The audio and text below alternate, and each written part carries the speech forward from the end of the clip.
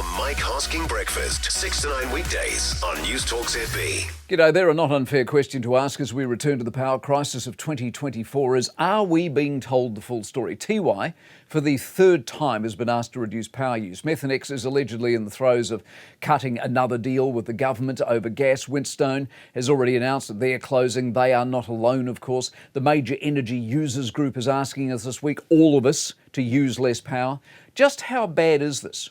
Who knows how bad this is, and are they not telling us the full story? I read an article, for example, that involves one of the mill workers being laid off. He talks of the meeting where the boss is in tears.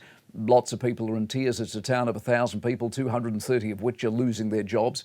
People text me and talk of hedging. It's not an unfair question or a point to make about hedging, but you can't hedge forever, and not every user is big enough to be able to hedge. And the major point is the not here and now. It's the fact the here and now is not a one-off. Each and every winter, for goodness sake. Transpower tells us about cold mornings and supply issues and to watch out. This is at the same time that whatever the power companies are investing in clearly doesn't cover the gap and clearly doesn't take into account EVs and data centres and AI.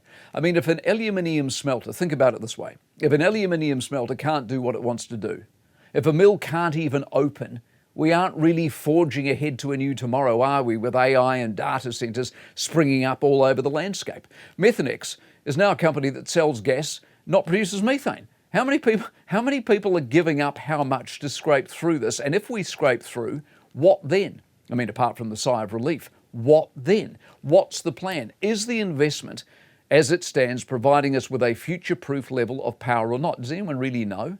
I don't blame the worker in the article I read from the mill. But he asked why the government doesn't bail the mill out, given Mercury supplied the power and the government has a big stake, of course, in Mercury. You see, when you're asking questions like that, pretty much everything is broken. The Mike Hosking Breakfast, 6 to 9 weekdays on Newstalk ZB.